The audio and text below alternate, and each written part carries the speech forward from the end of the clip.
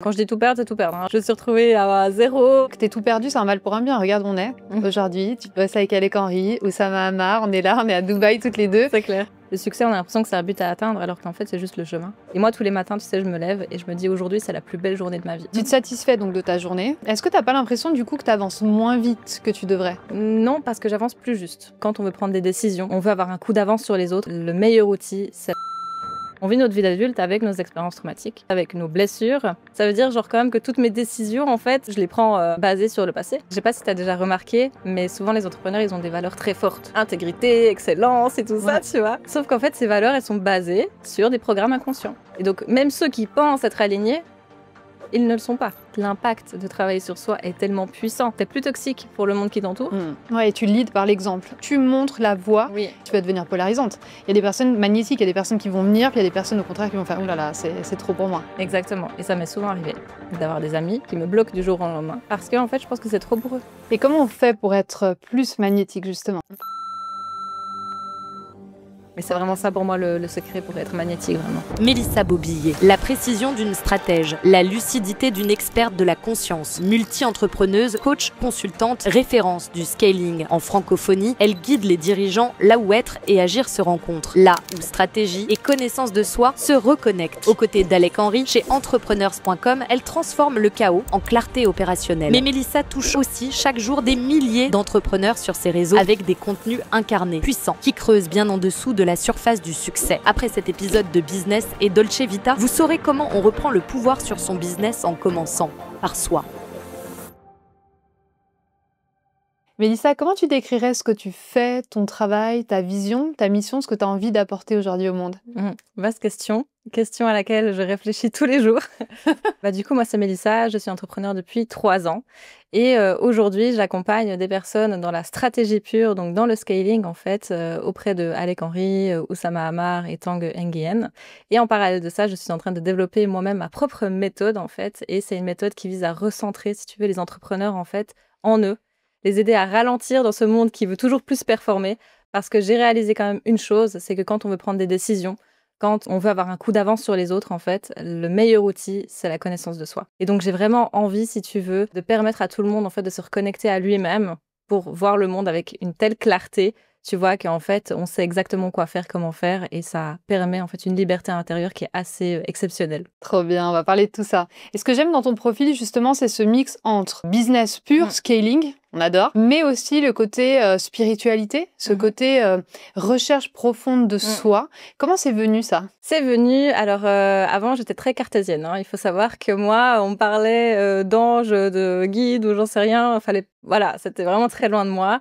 Et en fait en 2017, non même 2018 en fait, j'ai vécu une rupture amoureuse. Cette rupture amoureuse en fait ça a fait que je suis descendue en fait vraiment au plus profond des abysses de mon être. Et en fait, suite à ça, j'ai voulu travailler sur moi. Donc, gros travail de dev perso et qui a mené du coup en fait à m'intéresser à l'énergétique et tout ça. Et j'en ai fait mon métier pendant un petit temps. Et suite à ça, je me suis rendu compte que c'était quand même très perché. C'était un monde très perché où les gens n'étaient pas vraiment eux-mêmes dans leur vie de tous les jours. En fait, ils étaient beaucoup dans la fuite. Et je me suis dit, non, mais ce monde-là, ça me ressemble plus. Donc, en fait, j'ai rebasculé dans la stratégie d'entreprise pure à ne plus, en fait, faire du tout de spiritualité, d'énergétique. Et je me suis dit que c'était comme ça que j'allais me sentir bien. Mais en fait, c'était un extrême. Donc, j'ai testé les deux extrêmes, en fait. Et après, t'es revenu au centre. Exactement. Et c'est comme ça qu'aujourd'hui, je trouve un équilibre, finalement, d'intégrer, si tu veux, en fait, l'énergétique à ce que je fais dans mes pratiques, sans pour autant que ce soit perché, en fait. Je rends ça très pragmatique, en réalité. C'est ce que j'aime chez toi. On adore. Et j'ai beaucoup analysé son travail. J'aime beaucoup ce que tu fais vraiment. Et il y a vraiment une notion qui est centrale. C'est la renaissance. Donc, pour bien comprendre justement ce que tu fais, est-ce que tu arrives à nous raconter ce que tu as traversé? Ça a été quoi ta première renaissance? Alors, il y a des renaissances inconscientes que j'ai vécues toute ma vie, en fait, où je vais vivre des profonds moments de désespoir, en fait. J'ai été en dépression presque toute ma vie, en fait. Enfin, ce que je qualifierais de dépression, parce que vraiment, c'est du désespoir au plus haut point. Et en fait, j'ai réalisé que ça faisait partie de mon fonctionnement, que j'étais cyclique et que, en fait, je changeais tellement d'identité que je vivais des espèces de morts intérieures, des morts de moi-même, des parts de moi qui s'éteignaient. Et même physiquement, ça se voit. J'ai des photos de moi où on dirait pas moi, en fait, on dirait une autre personne. Et d'une année à l'autre. Et les gens ne me reconnaissaient pas dans la rue d'une année à l'autre, pour te dire à quel point c'était. En fait, c'est tout ça qui m'a permis de sortir en fait de ce chaos-là, si tu veux. Et ça a été vraiment en 2017-2018, où là, je suis sortie en fait vraiment du chaos. Mais le chemin est encore long et en fait, ça m'arrive encore très régulièrement aujourd'hui, mais avec beaucoup plus de sérénité, si tu veux. Ça me parle beaucoup, ce côté de... Moi, je dis toujours renaître de ses cendres. Je suis toujours en train de... Tu sais, comme si d'un coup, c'était même pas genre j'ai changé de chapitre dans ma vie, j'ai carrément fermé le bouquin, je l'ai jeté, limite je l'ai brûlé ou j'en sais rien, je sais pas où il est. Mais à chaque fois, réouvrir un autre livre et renaître de ses cendres, et c'est exactement ce que tu décris là. Ouais. Donc, ouais, passionnant. Et je pense que tu as un profil un peu comme moi, c'est-à-dire un profil où on brûle tout en fait et on recommence. Ouais. Il y a des personnes qui sont quand même dans une espèce de demi-mesure, mais je pense que toi comme moi, quand c'est plus aligné, ça brûle, on part à zéro. Carrément, carrément. Et ce que je trouve intéressant dans ce que tu dis, c'est que moi, il y a un moment donné dans ma vie où je me suis sentie ultra désalignée, déconnectée vraiment de ma vie, de mon business. Ça a été un moment hyper dur à passer parce que vraiment, en fait, t'es paumée, t'es en mode je fais quoi, où je vais, j'ai construit quelque chose qui est ouf, tu vois. Est-ce que je vais pas tout casser? Mais je me reconnaissais plus dans mes choix, dans mon business, vraiment aussi dans mes clients, les personnes que j'accompagnais. Et je sais que tu as créé une méthodologie qui s'appelle la méthode du phénix, justement, donc on vient d'en parler, je trouve ça passionnant, pour retrouver cette liberté intérieure. Donc si tu devais nous expliquer justement ce framework, comment ça se passe? En fait, ça se passe en différentes étapes. Et souvent, on va être dans une recherche extérieure. Comme toi, tu décris, tu vois, en fait, tu sais plus où t'es, t'as peur de perdre ton business, t'as peur de pivoter, t'as peur de perdre, en fait, tout ce que t'as construit, parce que c'est quand même des années et des années de travail. Et en fait, justement, le but de cette méthodologie, c'est de permettre aux gens de réussir à se reconnecter à eux, sans pour autant devoir tout brûler, comme ce que je fais moi, par exemple. Donc, en fait, cette méthodologie, elle est issue, si tu veux, de mes différentes expériences et aussi du moment où j'ai été thérapeute, parce que j'ai aussi été thérapeute. Et ça a un mix maintenant avec mon côté coach, en fait, mon côté mentor. Et donc, en fait, cette méthode, c'est la méthode des 5 R, la méthode du phénix, qui vise justement à se reconnecter à l'intérieur de soi pour changer de vie. C'est vraiment une transmutation. Et du coup, pourquoi les 5 R? Parce qu'on va passer par une phase, la première phase, c'est vraiment la phase de reconnexion à soi. Donc, au lieu d'aller déjà chercher à débusquer ce qui se passe et tout, on va déjà se reconnecter à soi. On va se permettre de ralentir vraiment parce qu'aujourd'hui, on ne sait pas ralentir, on ne sait pas faire le silence à l'intérieur de soi. On est tout le temps en train de scroller, écouter de la musique, écouter des podcasts et en fait, on ne s'autorise plus à être en silence. Donc, le but, c'est vraiment de revenir en soi, à son corps, en silence. Et ça peut se faire de différentes manières. Tu vois, tu peux faire de la marche consciente, tu peux faire de la méditation, tu peux aller voir des thérapeutes, enfin, tu peux le faire de plein de manières différentes. Mais c'est déjà une reconnexion de se dire, OK, stop, là, j'arrête maintenant et je viens et je me recentre. Ça, c'est déjà la peur de l'ennui quand même. Hein. Ouais, ça, c'est le mal du siècle aujourd'hui. Mais s'il y a autant de personnes, en fait, stressées et tout ça, tu vois, c'est parce qu'on est tellement dans le bruit tout le temps. On peut pas se recentrer, on n'arrive pas. Même on va en forêt, on est avec notre téléphone. On n'arrive pas à se recentrer vraiment et à faire le calme en nous. Donc ça, c'est vraiment la première étape pour y voir déjà un peu plus clair. Après, on a la deuxième étape qui est l'étape en fait de révélation. L'étape de révélation, c'est l'étape où on va aller un peu débusquer finalement tout ce qui se cache en nous. Et qu'est-ce qui se cache en nous? Tu vas me dire, mais plein de choses. Les traumas, tout ça. Exactement. En fait, tu vois, de nos 0 à nos 7 ans, on va encaisser en fait absolument tout ce qu'on nous dit, tout ce qu'on nous transmet. En fait, on le prend comme une vérité absolue. Parce qu'en fait, on n'a pas encore le filtre nécessaire entre le conscient et le subconscient, ce qui fait que on prend tout pour acquis. Donc en fait, une personne va nous dire, c'est comme ça qu'on fait, c'est comme ça qu'on fait. Sauf que on grandit, ça va dans le subconscient. Et en fait, on vit notre vie d'adulte avec toutes ces croyances-là. On vit notre vie d'adulte avec nos expériences traumatiques. On vit notre vie d'adulte avec nos blessures, avec nos croyances, avec tous ces programmes qui nous ont été inculqués par l'école, par la famille, par tout ça. Et en fait, ça va tellement driver en fait notre posture d'entrepreneur. Et c'est ça en fait qui fait qu'on s'éloigne peu à peu de nous-mêmes. Sauf qu'on ne se rend pas compte, étant donné que c'est inconscient. C'est là le piège. Et quand tu penses que le subconscient représente le 95% de ton esprit, tu te dis... Ça veut dire genre quand même que toutes mes décisions, en fait, je les prends basées sur le passé. Et donc, c'est pour ça que c'est important, cette période de révélation. On va aller débusquer, en fait, ce qui se cache dans le subconscient. Évidemment que tu peux pas tout débusquer. Enfin, moi-même encore, au bout de 8 ans, j'en apprends encore tous les jours, tu vois. Il y a des couches. Il y a des couches et des couches. Et de toute façon, en fait, en tant qu'humain, on pourrait pas tout affronter d'un coup. Enfin, je pense qu'on s'écroule et puis demain, on n'est plus là, tu vois. Et donc, en fait, cette période-là, tu peux la faire... via, par exemple, du journal introspectif. Moi, c'est ce que j'aime beaucoup faire. Tu vois, par l'écriture, en fait, manuscrite, tu arrives à débusquer des couches. Tu arrives à débusquer des croyances, des programmes. Et moi, ce que je pratique beaucoup, c'est l'effet miroir. C'est-à-dire de me dire, OK, dans ma vie de tous les jours, tout ce qui m'arrive, c'est un effet miroir de moi. Donc, si, par exemple, admettons que toi, d'un coup, tu me fais une remarque, que je le prends super mal, tu vois, en fait, je vais me dire, OK, pourquoi je l'ai pris mal? Parce qu'en fait, ça vient mettre en lumière quelque chose chez moi, tu vois. Et en fait, c'est comme ça que je travaille. Et c'est comme ça que j'ai réussi à débusquer une bonne partie de mon subconscient, en fait. Donc Ouais. là, c'est la deuxième phase. Parce qu'on est souvent dans le déni quand même. Hein. Moi, je les appelle les lunettes du déni. Ah, là, t'as mis les lunettes du déni, là. Ouais. Et puis, en fait, je pense que le déni, c'est un mécanisme de protection. Ouais, complètement. Parce qu'en fait, le déni, ça fait du bien sur le coup. Et quand t'es prêt, émotionnellement, mentalement, énergétiquement, physiquement, tu peux l'accueillir, tu vois, tu peux l'intégrer. Mais ça t'empêche tellement d'évoluer, parce qu'il y a des personnes qui sont dans le déni toute leur vie. Ouais, clairement. Et je pense sincèrement que ce cheminement-là, c'est seulement pour quelques personnes. Je pense vraiment que tout le monde n'a pas la force nécessaire, en fait, pour faire tout ce cheminement-là. Qu'il y a des personnes qui se conforteront toute leur vie dans le déni, en fait. Alors qu'elles vont subir leur vie. Ouais. Mais en fait, le truc, c'est que toute la société est tournée, tu vois, sur la création d'insécurité, sur la création de peur. Donc des personnes qui ont pas les outils, finalement, en fait, pour travailler sur elles, en fait, elles resteront comme ça toute leur vie. Et en soi, c'est triste, mais moi, j'ai un peu une solution pour ça, tu vois. Et c'est d'ailleurs pour ça aussi que je fais tout ce travail-là. C'est que quand moi, j'ai commencé à travailler sur moi, j'ai vu mon monde extérieur changer. Complètement, ouais. J'ai vu mes proches soit fuir, parce que du coup, ça leur faisait peur, ou alors des proches, justement, que j'ai pu inspirer par la posture que je prenais, par le cheminement que je traversais, et qui ont commencé aussi, eux, à guérir, à travailler sur eux. Et en fait, quand je vois ça, je me dis, mais en fait, l'impact de travailler sur soi est tellement puissant. En fait, quand tu arrives à vivre en harmonie avec toi-même, t'es plus toxique pour le monde qui t'entoure. Ouais. T'es plus toxique pour tes proches.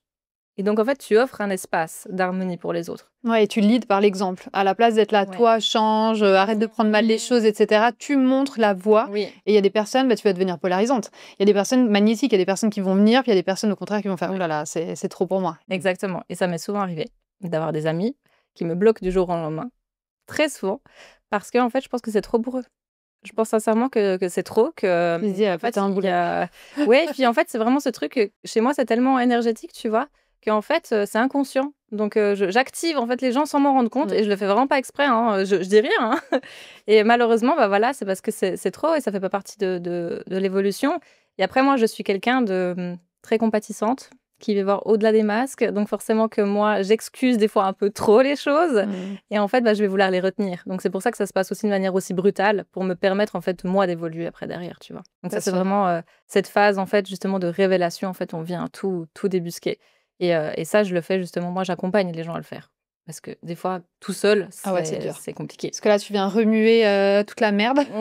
Appelons-le comme ça, n'est-ce pas? Et des fois, tu trouves des trucs pas cool. Mais après, c'est une libération. Ouais. Voilà. Ouais. Et du coup, on passe à la troisième phase. En fait, la troisième phase, c'est vraiment du recalibrage. Donc, c'est de se dire, OK, maintenant que j'ai pris conscience de tout ça, dans ma vie, concrètement, quelles sont les décisions que j'ai prises? Quels sont les choix que j'ai faits de par ces masques-là?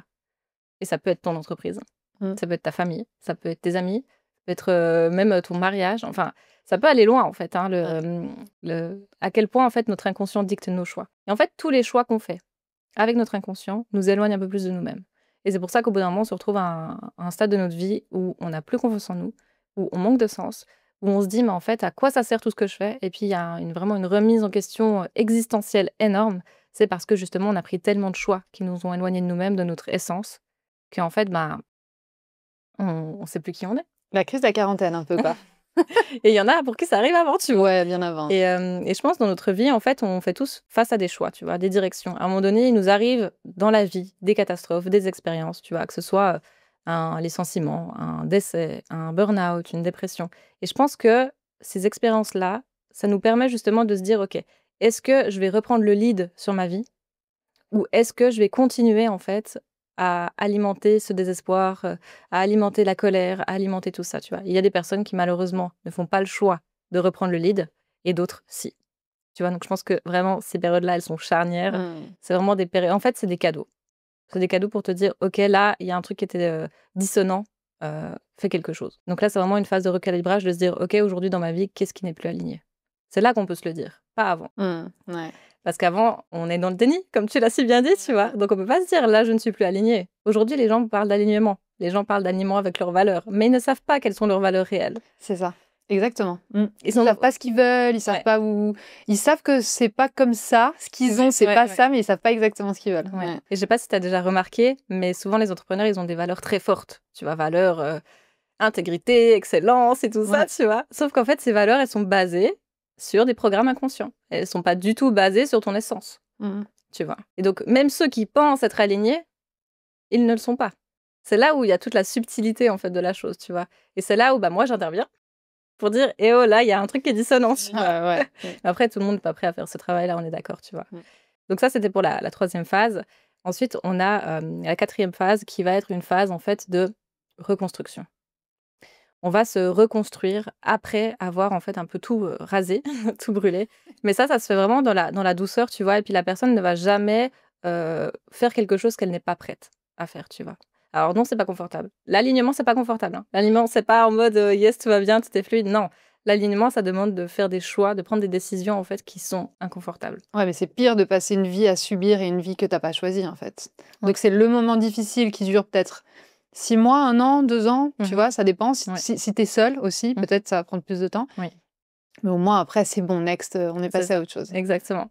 Le but de la reconstruction, du coup, c'est de refaire des choix, de reprendre des décisions. Et les bons choix. Alignés. Exactement. Et puis après, dernière phrase, c'est vraiment le rayonnement, tu vois. Le rayonnement, c'est en mode, là maintenant, tu vas incarner tout ce que tu as fait dans ta vie. Parce que sans ça, en fait, c'est comme si ça restait au niveau émotionnel, c'est comme si ça restait au niveau mental et que ça ne descendait pas, tu vois. Donc en fait, c'est comme si tu avais fait tout ça pour rien. Et je pense qu'on connaît tous des personnes qui passent des années en thérapie et qui ne changent pas. Pourquoi elles ne changent pas? Parce qu'en fait, elles ne mettent pas en application les choses dans leur vie. Parce qu'elles ne changent pas leurs habitudes, elles ne changent pas leur comportement. Et en fait, tant qu'il n'y a pas un changement vraiment de la personne dans sa vie de tous les jours, il n'y aura pas de changement. C'est comme s'il y avait un espèce de... Il y a le conscient, tu as travaillé dessus. Ensuite, il y a un espèce de blocage, ça passe pas. Tu sais, la porte, elle s'ouvre pas, elle va pas dans le subconscient. Ouais, c'est ça. Et en fait, pour aller dans le subconscient, c'est une reprogrammation. Reprogrammation physique, tu vois. C'est vraiment une rééducation, en fait. Parce que quand on vit des expériences difficiles, en fait, ça ne va pas se loger seulement dans le subconscient, ça vient dans nos cellules, dans nos organes, ça vient dans notre corps physique. Et si tu n'as pas une rééducation qui se fait derrière, en fait, c'est comme si le trauma ou l'expérience subsistait toujours quelque part, en fait. Ouais, puis après, ça crée des maladies, des problèmes de santé, des douleurs. Comment on sait qu'on n'est plus aligné, pas aligné? Est-ce qu'il y a des signaux pour les voir? Normalement, on le sent quand même, on se dit là, c'est pas ouf. Je pense que déjà, ça se manifeste, tu vois, par une fatigue, par beaucoup de fatigue, par de la démotivation, par le fait de ne pas réussir à aller au bout des choses, par le fait que tout le monde nous dit un truc, mais pourtant, nous, on sent qu'il y a une dissonance. Un peu cette dissonance en mode, tu vois, ça te fait un peu grincer des dents, tu vois, le truc, tu dis, ah, mais non, je résiste, mais bon, j'y vais quand même parce que c'est ce qu'on m'a dit de faire, tu vois. Et dès le moment où le mental reprend le dessus, c'est sûr que c'est pas aligné. Parce que le mental, je dis toujours que le mental, il est là pour structurer, pour exécuter, mais jamais pour prendre de décision. Jamais, jamais, jamais. Donc l'inverse de ce qu'a fait tout le monde, c'est ça? Exactement. Ok, donc ça, c'est les signaux. Intéressant. Et aujourd'hui, toi, ta vie de CEO alignée, elle ressemble à quoi? Elle ressemble justement à une quête constante de tous les jours, en fait, pour continuer d'être alignée. Parce qu'en fait, l'alignement, c'est jamais quelque chose d'acquis. En fait, c'est quelque chose qui s'entretient. En fait, il y a vraiment une hygiène que j'ai moi tous les jours, en fait, pour me permettre d'être alignée. Là, en ce moment, j'ai besoin de réaligner mon corps physique. Parce que mon corps physique, aujourd'hui, est encore empreint de traumatismes. Les traumatismes, je les ai beaucoup guéris d'un point de vue émotionnel, d'un point de vue mental. Mais là, je sens que dans mon corps, là, le corps est prêt pour, en fait, vraiment guérir ça. Donc, j'ai une hygiène qui fait que je vais réguler mon système nerveux. Parce que le système nerveux, c'est le numéro 1 pour la sécurité intérieure, tu vois. Donc, je vais passer par des pratiques comme ça. Je vais faire du sport, surtout du pilates, en fait, pour remettre le corps en mouvement et pas le choquer non plus. Parce que quand on vit des traumatismes, on ne peut pas faire n'importe quoi non plus. Et en fait, après ça, je vais beaucoup m'écouter, beaucoup de silence, beaucoup de silence, pour vraiment m'écouter moi-même, écouter mon corps, parce que tout passe par le corps en soi, et le corps, c'est avant la tête. Et donc, j'ai toutes des choses comme ça où je m'écoute vraiment, et en fait, j'y vais petit à petit. Et en fait, j'ai réussi à développer une posture qui fait qu'aujourd'hui, tout ce que je fais, j'ai l'impression que c'est suffisant. Je pense qu'on a tous connu ce truc-là de... C'est jamais assez. Ouais, c'est jamais assez. Ouais. À la fin de la journée, on a fait 1500 actions, puis on se dit... Non, mais j'aurais pu faire plus. Et le lendemain, encore. Et là, aujourd'hui, j'ai réussi à trouver ce truc de... Je me sens satisfaite, peu importe ce que je fais de ma journée, je suis satisfaite et je me refais même pas la journée en boucle. Alors qu'avant, je me repassais toute ma journée en boucle, vraiment fois 1000 en fait, et j'étais là, ok, là j'étais débile, là ça allait pas, enfin vraiment, je me flageolais, tu vois. Et j'ai réussi à trouver ce truc-là. Et en parallèle de ça, j'ai réussi à trouver ce truc de je ne ressens plus de frustration parce qu'en fait, je sais que peu importe ce que je fais, peu importe mes actions, je suis dans ma mission.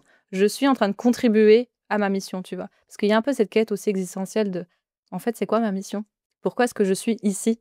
Et j'ai réussi à trouver ce truc-là de, je sais que peu importe ce que je fais, je suis. Donc, si je suis, c'est suffisant. En fait, ta foi en la vie, en toi, en tes capacités et de journey, quoi, le chemin qui va t'amener de A à B, quoi. Exactement. Et ça, c'est beaucoup l'entrepreneuriat qui me l'a appris. Parce qu'en fait, l'entrepreneuriat, ça demande de la patience, de la persévérance. Et quand on commence, on se dit, non, mais c'est bon, si je suis alignée, en 2 mois, ce sera fait. Pas du tout. Et en fait, ça t'apprend vraiment la patience et en fait, ça t'apprend à savourer le chemin. En fait, l'entrepreneuriat, c'est ça. Hein. Et même le succès. Le succès, on a l'impression que c'est un but à atteindre, alors qu'en fait, c'est juste le chemin. Et c'est de savoir savourer chaque étape. C'est de savoir, de se dire, en fait, à la fin de la journée, je ressens tellement de gratitude, en fait, pour la journée que j'ai vécue. Et moi, tous les matins, tu sais, je me lève et je me dis, aujourd'hui, c'est la plus belle journée de ma vie. Tous les matins. Et du coup, c'est la plus belle journée de ma vie. Tous les jours. Exactement. Trop bien. Et comment tu as trouvé justement ce côté je suis satisfaite de ma journée? Parce que tu vois, j'aime bien me mettre un peu dans l'avocat du diable, tu vois. Quelqu'un qui est un high achiever, il va te dire, ouais, mais là, est-ce que tu n'es pas un peu en train de te contenter, tu vois, du minimum ou autre. Donc, comment toi, tu l'as trouvé et comment tu répondrais à ça? Je pense qu'être satisfait, c'est pas être résigné.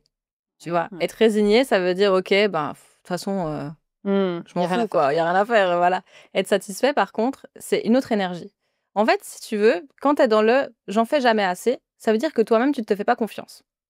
Parce qu'en fait, en réalité, si toi, tu te fais confiance, tu sais que les actions que tu as faites sont suffisantes. Si tu ne te fais pas confiance, c'est là où tu doutes de tes actions. Et donc, imagine l'intention que tu émets en faisant tes actions, tu vois. Ça veut dire qu'en fait, tu es en train de faire 10 actions, alors qu'en fait, tu n'y crois pas du tout. Parce que tu n'as pas confiance en toi, inconsciemment, évidemment. Donc, tu en fais 10 au lieu d'en faire une où tu es pleinement toi-même, où tu as pleinement confiance en toi, où tu sais que c'est suffisant. Ok, donc ça passe par la confiance. Exactement. Confiance en soi. Et puis après, c'est aussi une question de manque, de vide, tu vois. Si on a manqué d'amour quand on était enfant, tout le monde a manqué d'amour quand on était enfant, parce que contrairement à ce qu'on peut croire, le syndrome de l'abandon, c'est pas du tout un parent qui part, c'est juste que nous, en tant qu'enfants, on avait besoin de recevoir de l'amour d'une certaine manière, et on l'a reçu d'une manière différente ou pas du tout. Exemple, par exemple, moi, j'avais besoin qu'on me prenne dans les bras, qu'on me dise « je t'aime ». Les langages de l'amour. Voilà, exactement. Et mon papa n'était pas trop bavard. Et en fait, ça m'a créé une carence parce qu'en fait, je le sentais émotionnellement absent. Pourtant, il était là physiquement. Après, il travaillait beaucoup, mais il était là. Et tu vois, tu ressens que la personne est émotionnellement indisponible. Donc, en fait, toi, ça te crée une carence. Donc, ça te crée un vide. Et ce vide, tu vas vouloir le remplir. Et du coup, avec des mauvais garçons. Voilà, exactement. Ou avec de l'argent. Tu vois, quand tu te lances dans l'entrepreneuriat, tu te dis, j'ai envie d'être libre. Mais pourquoi tu as envie d'être libre? Pourquoi la liberté financière, c'est important pour toi, tu vois? Et en fait, c'est là où, justement, il y a une quête du toujours plus. Il y a une quête de vouloir se remplir. Et puis, en fait, on se remplit jamais.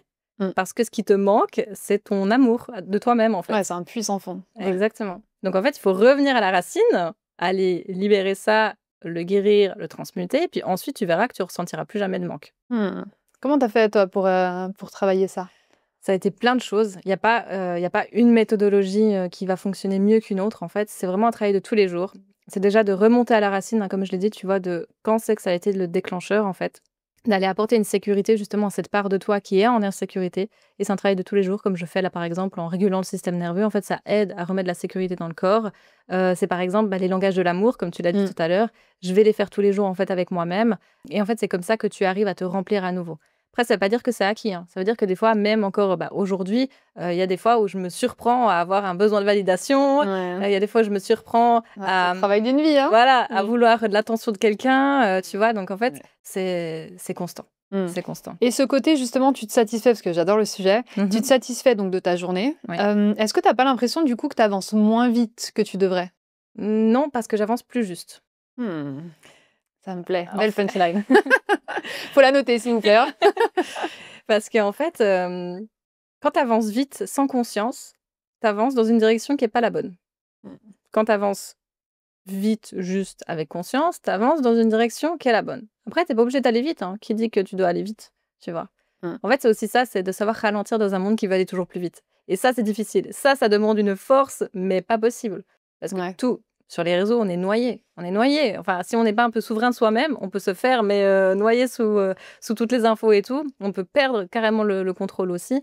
Donc, en fait, c'est vraiment de se dire, là, maintenant, je travaille sur moi parce que je sais qu'en travaillant sur moi, je serai plus conscient de moi-même, plus conscient du monde qui m'entoure. Et donc, je sais que les actions que je vais poser seront alignées, seront pleines, tu vois, genre remplies de sens, en fait, et seront beaucoup plus puissantes. Parce qu'en réalité, la puissance, elle est là. Hein. Ouais, trop intéressant. C'est marrant parce que ce côté vouloir aller plus vite, moi, je l'ai beaucoup vécu et chez moi, ça venait d'un manque. Scarcity. Trop vieille. Il y a les concurrents qui arrivent. Mais t'as fait du droit avant, t'as perdu des années. Il y a les jeunes qui ont 18 ans qui arrivent, qui sont en train de démonter le marché, etc. Et ça venait vraiment d'un manque. Et j'avais le faux au cul, du coup. Tu vois, j'étais là, vite, vite, toujours plus vite. Et ça a choqué mon corps, tu vois. À un moment donné, t'es dans cette peur constante. Et c'est, ta méthode de vraiment se recentrer. Le silence, on l'adore. Bah là, tu vois, justement, toi, en fait, je pense que c'est aussi parce qu'il y avait une part de toi qui n'était pas pleinement souveraine de toi-même. Et donc, tu t'es fait, en fait, comment je pourrais dire, déstabiliser par l'extérieur. Tu vois. Parce qu'en fait, il y a le monde qui tourne autour de toi. Si toi, tu étais toute seule, que tu n'avais pas accès au réseau, bah, tu serais allée à ton rythme. Mais là, tu as été influencée par l'extérieur parce que, justement, la posture initiale, en fait, l'ancrage, vraiment, tu vois, d'être stable dans ta posture, dans ton corps, bah, c'était pas là parce que, justement, il y avait des déséquilibres à certains endroits, tu vois. Ouais, puis tu te compares sur un truc qui est un leurre. C'est-à-dire que quand j'ai vu de mes propres yeux des personnes, donc à Bali, parce que c'est là où j'ai été confrontée à d'autres entrepreneurs, à Genève, il n'y en avait pas énormément. Et j'ai vu des personnes qui disaient « Ouais, moi, je génère 60 000 euros par mois, même plus », et qui vivaient dans des vieux guest house. Je savais qu'elle payait sa chambre à 300 balles et qu'en fait, tout était que paraître. Et j'en ai vu plein. J'étais là « Ah ouais, en fait, ça veut dire que tu te compares à quelqu'un qui dit ça, mais en fait, c'est que du vent. C'est du flanc. Donc, et toi, tu es en train de te comparer à un mytho. Donc, tu vois, le truc, c'est que d'un coup, réaliser que ce qu'il y a sur les réseaux, faut faire vraiment attention. Moi, je l'ai vu vraiment de mes propres yeux. Faire attention, on prend avec des pincettes ce qu'on voit, et surtout, on se compare à soi. Et c'est là où j'ai reculé, j'ai pris du temps. Je me suis dit, OK, viens, on se compare à la nana que t'étais il y a 5 ans, 3 ans, hier, tu vois. Et ça m'a énormément aidée. Et là, c'est trop intéressant parce que tu abordes 2 sujets aussi. C'est qu'il y a cette illusion d'autorité. Sur les réseaux, mais même ailleurs. Hein. Si tu regardes l'État, les journaux, en fait, il y a une illusion d'autorité. En fait, l'information est transmise. Vu que c'est délivré par quelqu'un qu'on estime plus ou moins, on se dit que c'est une vérité. Alors que pas du tout. Et c'est la même chose sur les réseaux, en fait. C'est ce qui se passe. C'est que il y a des illusions d'autorité, en fait, absolument partout. Donc, on se dit, bah, celui qui fait 60 000 cas par mois est plus légitime que celui qui en fait 20 000. Alors que si ça se trouve, en fait, celui qui en fait 20 000 est beaucoup plus légitime parce qu'il a un autre vécu, parce que sa méthodologie, elle est plus profonde, et ainsi de suite. Ouais, puis ça se trouve, celui qui fait 20K, il fait 24 bénéf, puis l'autre, il fait 60K, mais en fait, il a 0 bénéf. Et celui qui fait 60K, il apporte 0 résultat à ses clients, puis en fait, c'est un scam, tandis que celui qui fait 20K... Donc, en fait, c'est ça, arrêter de se comparer aux autres. Franchement, c'est un sujet qui est hyper compliqué et hyper, on va dire, tendance, parce que tout le monde est là à se comparer. Même si tu essayes de pas te comparer, c'est chaud. Ouais, c'est pas facile. Et en même temps, je pense que quand tu arrives à revenir en toi, tu vois, et dans ta souveraineté, ben en fait, je pense que justement, tu ne te compares plus parce qu'en fait, tu sais que c'est pas comparable. Et il y a autre chose aussi, c'est qu'en fait, quand tu travailles sur toi, tu gagnes en clarté. Et donc, en fait, tu vois clairement ces personnes-là, tu vois. Tu vois le truc dissonant. En fait, je sais pas l'expliquer, moi, c'est un ressenti, tu vois. Je vois directement si quelqu'un, c'est du bullshit. Et je vais ressentir une espèce de dissonance en moi, une espèce de friction, tu vois. Et je vais dire, tu sais, ça serre les dents, là, un peu, genre... Et en fait, c'est ça, hein. Ouais, moi j'écoute de ouf les gens et j'ai une super bonne mémoire. Alors pour les prénoms, c'est une catastrophe, genre vraiment les noms, les trucs, les acteurs. À chaque fois on me dit tu connais lui. Moi je connais juste limite DiCaprio quoi. Enfin c'est abusé. Par contre dès que quelqu'un me parle, je vais analyser tout ce qu'il dit donc je vais le retenir. Et en fait je vois qu'il m'a dit ce mot-là et après 1 heure, 2 heures ou même 4 jours après, il me redit ça. Il y a une dissonance dans son discours et d'un coup je suis là toi je me méfie et donc je vais écouter et je retrouve des dissonances et après ouais, se méfier. Donc bien, en fait, les gens, ils te disent. Moi, toutes les fois où j'ai eu des personnes avec qui ça s'est mal passé, mais qu'importe, hein, que ce soit ton copain, un freelance ou autre, la personne, elle te le dit. C'est juste que t'as mis les lunettes du déni. Exactement. Comme je les appelle, ouais. Et en fait, t'entends pas, mais les gens te le disent. Par exemple, ah ouais, moi, je trompe toutes mes copines. Bah ouais, mais pourquoi il ferait pas pareil avec ça? Tu vois? C'est clair. Ou sinon, ouais, je me fais tout le temps arnaquer. Bizarre, tu vois? Genre, je dis pas, hein, t'as peut-être pas de bol, mais... À un moment donné, il y a un point commun, c'est toi. Donc, si tu te fais tout le temps arnaquer, bah, peut-être t'es trop gentil ou t'as un problème de limite ou tu vois, il y a un truc qui fait qu'il y a un problème, un comportement qui est 100% aligné. Est-ce que t'as du mal à dire non, à poser tes limites? Plus aujourd'hui, mais pendant longtemps, oui. Pendant très très longtemps, je pense pendant 25 ans de ma vie, oui. Là, j'en ai 28, pour te dire. Ouais, ok. Ça fait pas très longtemps. En fait, avant, j'avais cette peur de pas être aimée. En fait, je voulais être aimée par tout le monde. Donc, en fait, j'étais un peu la nana un peu friendly avec tout le monde parce que je ne voulais pas être détestée. Ce qui n'a pas empêché que je sois détestée, harcelée et tout. Bah oui. Mais voilà. Ouais. Et en fait, au début, j'avais du mal à dire non parce qu'en fait, je me disais que si je disais non, j'allais louper des opportunités. Si je disais non, on allait mal me voir. On allait, en fait, se vexer, si tu veux. Et puis après, je me disais que je voulais pas faire de la peine aux gens. En fait, je me trahissais moi-même. Je me trahissais moi-même. Tout le temps, je me trahissais moi-même. Et en fait, aujourd'hui, quand je prends des décisions, je me dis toujours, OK, est-ce que la décision que je suis en train de prendre, est-ce que le chemin que je suis en train de prendre, je me respecte? Est-ce que je fais preuve d'amour envers moi-même? Et est-ce que je ne me trahis pas? En gros, tu vois. Et ça, c'est de se dire ça. Ça change un peu, tu vois. Ouais. Genre, même quand des fois, tu as la flemme de faire ta routine sportive, tu vois, tu te dis, est-ce que là, je suis en train de me respecter, de pas le faire? Non. Ah ouais, tu sais, ça pique, genre, tu te dis, et donc après, tu le fais. Et en fait, c'est en faisant des trucs comme ça que j'arrive maintenant à poser mes limites. Et en fait, c'est aussi parce que j'ai travaillé ma posture intérieure qu'aujourd'hui, quand je pose mes limites, on les respecte. Avant, j'essayais, mais on respectait pas parce qu'en fait, moi-même à l'intérieur. T'étais pas sûre, quoi. Tu posais les limites, mais c'était un peu. Exactement. Ouais. Et aujourd'hui, plus personne n'ose me faire de réflexion comme ça parce qu'en fait, genre, je pense que j'ai développé une certaine posture, tu vois, un certain leadership qui fait qu'aujourd'hui, on ne vient plus contester ce que je dis ou ce que je fais, en fait. Donc, en gros, tu te fais passer toi en premier. Ouais. Et elle ressemble à quoi, cette vie, justement, où tu arrives à mettre des limites? Elle est tellement plus sereine. On se sent tellement en paix intérieure. Ouais. Et ça, c'est le plus grand luxe. C'est quand, en fait, tu peux tout perdre et que tu es toujours toi-même et que tu es toujours en paix intérieure. Aujourd'hui, je pense qu'il n'y a pas beaucoup de monde qui peut tout perdre du jour au lendemain et se sentir encore en paix. Et quand je dis tout perdre, c'est tout perdre. Hein. J'ai perdu ma voiture, mon appartement, je me suis retrouvée à zéro, enfin vraiment, et puis c'était il n'y a pas très longtemps. Hein. Et en fait, ça, c'est parce que justement, dans mes cycles, je brûle tout et je recommence. Et là, j'ai tout perdu. Et pour autant, alors ça a été difficile au début. Ouais, hein. c'était inconfortable. C'était le stress, hein, vraiment. Mais en fait, j'ai réussi à développer une résilience ou un truc qui fait que en fait, je me sens bien, peu importe les circonstances extérieures. Et je pense que ça, c'est le plus grand luxe qu'on peut avoir. Et de poser ses limites, de se faire passer en priorité, c'est hyper important parce que c'est comme ça que tu deviens sain pour toi-même et sain pour les autres. Parce qu'en fait, à force de faire passer tous les autres avant toi, que ce soit tes clients, collaborateurs, ta famille, tes amis, en fait, tu t'oublies. Et donc, tu deviens hyper toxique pour les gens. Ouais, t'as de la colère, t'es vénère contre les gens. Syndrome du sauveur un peu des fois aussi. Complètement. Puis tu vois, là, que t'es tout perdu, c'est un mal pour un bien. Regarde où on est aujourd'hui. Tu bosses avec Alec Henry, Oussama Hamar, on est là, on est à Dubaï toutes les deux. C'est clair. Si t'avais pas perdu tout ça, tu serais peut-être encore en Suisse. Ouais. Et quand je regarde la Mélissa d'il y a 6 mois, clairement que ce n'est pas la même Mélissa que tu as en face de toi. Et c'est parce que justement, je suis en constante en fait, évolution. Et c'est pour ça que j'ai aussi recréé un business de zéro, tu vois. Parce qu'en fait, je voulais un business qui me permette de suivre mes cycles. Parce qu'en fait, je culpabilisais beaucoup, tu sais, de ne pas réussir à tenir en fait des business sur la durée. Donc en fait, je les faisais fonctionner, tu vois. Ça démarrait, ça tenait 6 mois. Et puis au bout d'un moment, au bout de 6 mois, j'étais là.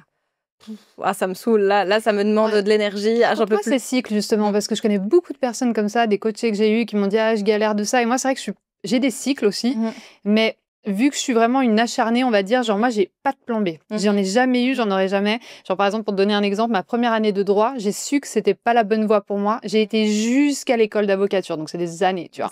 Et alors que je savais, tous les jours, je me disais « C'est pas pour toi, c'est pas machin ». J'ai été jusqu'au bout, je suis trop... Mais bon, je dis pas que c'est bien, au contraire. Hein. Mais je te comprends. Mais justement, c'est quoi ces cycles un peu et comment on les gère et surtout comment on crée un business autour de ça? En fait, je te comprends beaucoup parce que j'étais comme toi, alors moins longtemps, hein, mais j'ai fait ça aussi, genre avec mes études. En fait, j'étais DRH avant, tu vois, donc je savais que c'était pas aligné. J'ai fait le brevet, je fais les examens, j'étais là. Ça me demandait une telle énergie, en fait, j'étais tellement fatiguée. Et c'est pas normal, hein. C'est pas normal d'être fatiguée, surmenée, il faut arrêter de normaliser ça. Si t'es fatiguée, c'est que c'est non, hein, c'est un gros non, c'est... Voilà. Et en fait, ce qu'il faut réfléchir, c'est de se dire, OK, créer un business model, en fait, pour justement des énergies un peu one-shot comme ça, il faut créer un business model qui soit en constante évolution, qui soit vivant, en fait. Donc, ça peut être vivant dans la structure, ça peut être vivant dans les offres, ça peut être vivant dans la façon de lancer, dans le marketing. En fait, il faut trouver un moyen de vivre avec ces cycles. Déjà, nous, en tant que femmes, on a nos cycles. Donc, déjà, de dealer avec ça, c'est une chose. Mais ensuite, de dealer en plus avec d'autres cycles que tu as, c'est un sport, ça s'apprend. Et là, en ce moment, justement, tout ce que je fais, moi, c'est un entraînement hein, vraiment d'athlète parce que j'ai envie de comprendre, j'ai envie de hacker le truc, tu vois, pour vraiment vivre en fluidité, en légèreté avec mes cycles.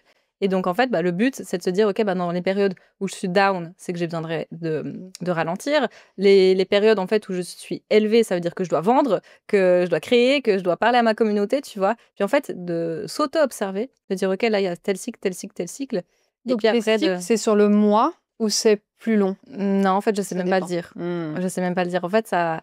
Des fois, tu sais, quand je déclenche un peu, des fois, moi aussi, des changements d'identité. Donc, tu vois, je vais beaucoup faire de travail, en fait, au niveau métaphysique, tu vois, parce que du coup, j'ai aussi des capacités extrasensorielles qui me permettent, en fait, de hacker des fois un peu la matière. Ce qui m'a permis d'en être où j'en suis aussi aujourd'hui, sachant qu'il y a quelques mois en arrière, j'étais vraiment ailleurs. Mais ça demande de tout brûler. Donc après, il faut être prêt. Donc en fait, moi, c'est des fois, je les déclenche. Donc comme ça, je sais un peu anticiper aussi quand c'est que ça va pas aller. Et puis après, je fais en fonction de ça. Et puis après, il faut développer des modèles en evergreen. Ouais, donc en gros, toi, le coaching one-one sur 1 an, c'est mort. C'est compliqué. C'est compliqué. Là, aujourd'hui, je coach des clients. Sauf qu'en fait, je le fais vraiment par petites gouttes. C'est-à-dire que je mets pas trop de plage horaire. Je m'écoute. Puis après, j'ai des rituels à faire avant, après, pour être en énergie et tout ça. Mais des fois, c'est vrai que ça me fatigue quand même beaucoup. Trop intéressant. Et l'inverse, justement, est-ce que ça t'est déjà arrivé de dire non, alors qu'en fait, il y a tout à l'intérieur qui te disait « mais vas-y, fonce ». Non, je crois pas. Non. Donc, t'es vraiment mis ce passage à l'action, tu vas, quoi. Ouais. En fait, c'est ça. C'est que dès que je suis déclenchée, tu vois, dès que c'est un oui, j'y vais. Hein. Vraiment, plus rien ne m'arrête. En fait, je peux te créer un site internet, une offre, machin, en une nuit, tu vois, et la commercialiser le lendemain, tu vois. Donc, en fait, j'ai vraiment cette énergie très one-shot, très feu. Donc, si une personne vient me faire une proposition, que ça résonne en moi, je fonce. Trop bien, trop cool. Et ce que j'aime bien chez toi, ce que je disais avant, c'est que tu es vraiment à la croisée entre coaching, donc scaling et aussi spiritualité. Comment tu fais, toi, pour tenir cet équilibre sans tomber, justement, comme tu l'as dit avant, dans un des deux extrêmes? Je pense que c'est une question d'équilibre, en fait, à trouver, tu vois, tous les jours. C'est-à-dire qu'il ne faut jamais qu'un des deux sujets prenne le pas sur l'autre. Après, tu vois, je suis d'avis qu'en fait, être spirituel, tu vois, c'est un état d'être au quotidien, tu vois, et que finalement, je fais rien de ce qu'on pourrait appeler spirituel dans le sens un peu New Age, ce qui se fait en ce moment, tu vois. C'est juste que je vis ma vie en étant moi, en étant connectée à moi, et puis en fait, c'est finalement, on est spirituel, tu vois. C'est une question de perception, en fait, de comment tu vois ta vie. Complètement. Et c'est quoi pour toi un leadership aligné, justement? Un leadership aligné, déjà, c'est un leader qui se connaît lui-même. On en revient à ça. Parce qu'en fait, quand tu te connais toi-même, tu sais comment réagir en fait avec les autres. Tu sais comment toi tu réagis. Tu es dans une maîtrise émotionnelle. Tu es dans une maîtrise des choses. Tu sais prendre tes décisions en t'écoutant toi-même, sans écouter ton mental. Et pour moi, c'est ça un leader. En fait, c'est quelqu'un qui va avoir une vision tellement, tellement forte qu'en fait, il prend les gens avec lui. C'est pas, il va dire aux gens, c'est ça la vision, on doit adhérer à la vision. Non, c'est quelqu'un qui, de par sa présence, en fait, va prendre les gens avec lui. Il a une vision tellement forte. Tout le monde veut faire partie de son mouvement, tu vois. C'est ça vraiment pour moi un leader aligné. On adore. Et je sais que je t'avais entendu dire une fois que le rayonnement, c'est pas un effort, mais que c'est vraiment une conséquence. Tu te souviens d'un moment précis, justement, où tu as senti que tu étais magnétique sans forcer? Ouais, ça m'arrive quand je suis dans le oui intérieur. Ça m'arrive, même là, par exemple. Je me sens vraiment bien, tu vois, parce que tu m'as invitée, je partage et je sais que ma voix, en fait, elle a quelque chose à transmettre. Et donc, je me sens bien, tu vois, je me sens très ancrée, très magnétique. Et je pense que plus tu te dis oui à toi-même dans ta vie, et plus tu rayonnes. Et comment on fait pour être plus magnétique, justement, pour ceux qui nous écoutent? Je dirais que ça passe toujours par ce travail, en fait, intérieur, tu vois. De vraiment dissiper le brouillard à l'intérieur de toi. Dissiper tout ce qui va être lourd, tu vois. Tout ce qui va être dense, lourd, en fait. Pour retrouver finalement ton état d'être. Et en fait, quand tu es, tout simplement, tu vois, je pense que tu rayonnes vraiment, tu es magnétique. Parce qu'en fait, tu sais que le monde, en fait, agit en résonance avec toi et que du coup, tu attires l'abondance, t'attires la joie, t'attires l'amour et en fait, tu surfes quoi, sur la vie. Ça veut pas dire qu'il y aura plus de moments difficiles, on est d'accord, mais par contre que tu les envisageras d'une manière beaucoup plus légère et en fait que les gens le ressentent. Et moi, on me l'a déjà dit, tu vois, les gens qui me connaissaient de avant et maintenant, ils me disent que je rayonne, tu vois, parce que justement, je pense que j'ai tellement enlevé de couches que je me révèle, tu vois. Ouais.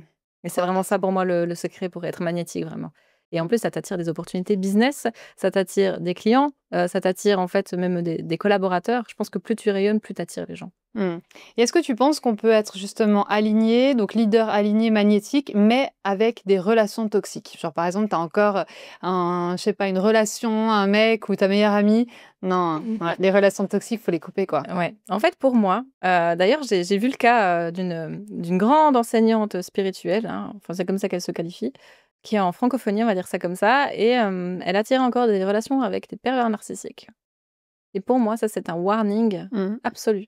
Parce que pour moi, tu ne peux pas être enseignant spirituel, enfin te dire enseignant spirituel, former les gens à ta méthodologie, dire que tu communiques avec la lumière et attirer des pervers narcissiques. Si tu attires des pervers narcissiques, c'est que tu es encore très basse, très lourde dans ta densité, en fait, et tu ne peux tout simplement pas, en fait, agir avec la lumière, tu vois. Tu agis dans l'ombre, hein, on va dire ce qui est, tu vois. Et en fait, si tu veux, pour moi, ta vie, en fait, doit être le reflet. En fait, ta vie extérieure est le reflet de l'intérieur. Donc, si tu es encore dans des relations toxiques, c'est que l'intérieur, il doit pas encore être terrible. Ouais, c'est que tu acceptes encore des choses que tu devrais pas accepter, pas poser des limites, puis avoir un trauma qui attire l'autre, une sorte d'énergie. Ouais. Voilà, tu vois, ce que tu dis là, en fait, c'est que quand on a des traumatismes, en fait, ça vibre en nous, ça vibre autour de nous. Tu vois, moi, j'ai eu une relation, en fait, avec une personnalité narcissique. Sur le coup, j'étais en mode victime, pourquoi ça m'arrive et tout. Mais en fait, avec le recul, j'étais aussi responsable. Parce que moi, dans ma posture, je l'ai attiré. Et ça, c'est important de se responsabiliser là-dessus. C'est que tout ce qui nous arrive dans notre vie, on l'a attiré. Inconsciemment, évidemment. Et ça peut être fort quand je dis ça, parce que quand on sait ce que j'ai vécu, voilà, on se dit quoi, elle l'a attiré et tout, elle est complètement tarée. Mais en fait, la vérité, c'est que vu que tu vibres certaines choses, en fait, c'est une fréquence. Et tout ça, en fait, ça fait que tu vas attirer les personnes qui vont agir en résonance avec ça. Tu vas attirer les événements qui vont agir en résonance avec ça. Et moi, aujourd'hui, je suis reconnaissante, en fait, d'avoir vécu des choses atroces. Parce que je sais que c'est grâce à ça, en fait, que je suis la personne que je suis aujourd'hui.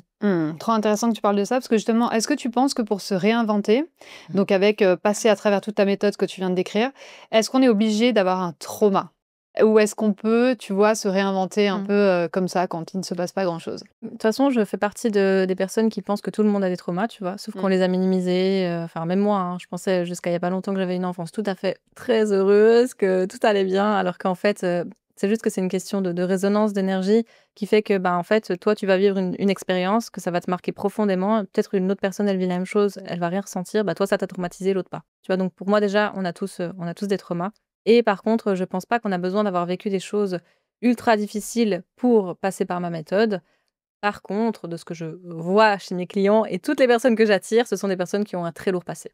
C'est quelqu'un, il lui arrive un truc et puis il se dit non mais là, stop, quoi. Ouais, et après, je pense que ça dépend aussi où tu en es dans ton évolution. Tu vois, si tu as déjà un peu travaillé sur toi avant, je pense que tu sens la dissonance et donc tu agis assez rapidement, tu vois, donc tu passes par moi.